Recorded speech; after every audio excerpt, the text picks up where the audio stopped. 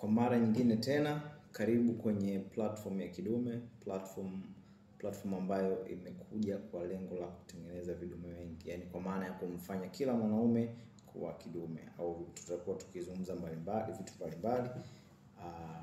Leo bwana nataka nikwambie vitu viwili. Leo nitakwambia kitu, nataka kukuelezea, kukutobolea siri ya nguvu za kiume. Siri ya nguvu za kiume. Siri ya nguvu za kiume ni mazoezi. Siri ya nguvu za kiume ni chakula. Unakula nini? Unafanya mazoezi gani? Hivyo tu. Kwenye lifestyle yako, yani hakikisha lifestyle yako inazingatia unachokula na aina ya mazoezi unayofanya, au vipi?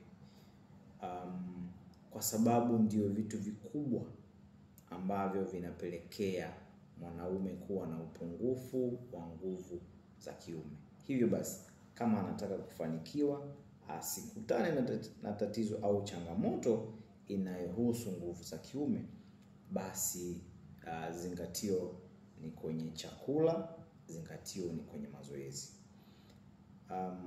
Tunajua vyakula vingi sana vina mafuta na nini, hivyo ni vyakula vya kuviepuka. Kwa juu tu ni hivyo, lakini kuna vyakula vingi ambavyo unapaswa kuwa unavizingatia kama mwanaume.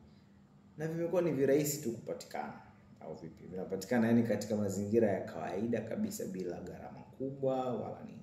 Kwa hiyo hapa kwenye platform ya Kidume ndio sehemu ambayo tutakuwa tunaelekezana vitu kadha wa kadha kwa upande wa chakula, lakini pia kwa upande wa mazoezi. Tutapitishana katika hayo maeneo kwa sababu tayari tunayafahamu na tayari tuna experience katika hivyo vitu, kwenye chakula lakini kwenye mazoezi. Watu wengi ambao wamekutana hii changamoto inatokana na lifestyle. Changamoto ya nguvu za kiume inatokana na lifestyle. Lifestyle ni namna unavyoishi. Asubuhi umeamka umekula nini? Mchana umekula nini? Usiku umekula nini? Umekula saa ngapi? Kama unanielewa.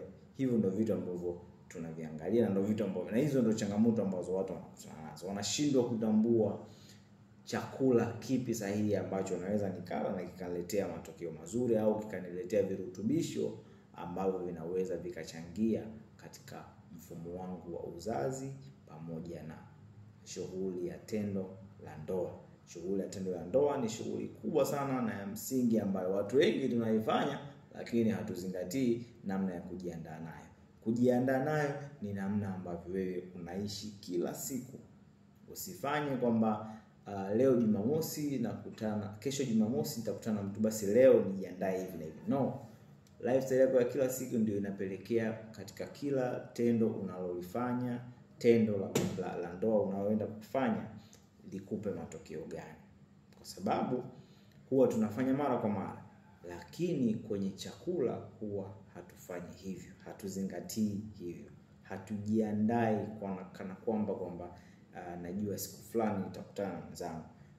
Tusijiandae siku ya tukio. Maandalizi yanatakiwa kabla ya tukio, na hayo maandalizi yenyewe ni lifestyle yako, iwe kila siku, iwe ndio wewe ambavyo unaishi.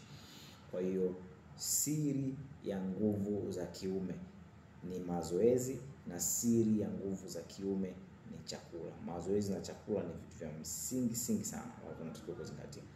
Kwenye Kidume tutakuwa tunakuletea hivyo vitu. Tutakuelezea tips mbalimbali za mazoezi, ufanye nini, uwe unaishi vipi kimazoezi. Lakini vile vile kwa upande wa chakula tutakuwa tunakugusia ni vyakula gani unatakiwa kula wewe kama kidume, ili usikutane na tatizo ama changamoto ya nguvu za kiume. Kwa hiyo nakukaribisha kwenye Kidume, uendelee kutufuatilia ili unapata madarasa haya ambayo yatakuhakikishia kabisa kuwa sawa kimfumo, kiutendaji, lakini fitness, kwa maana ya kwamba utakuwa imara na kuweza kushiriki tendo la ndoa kwa ufasaha.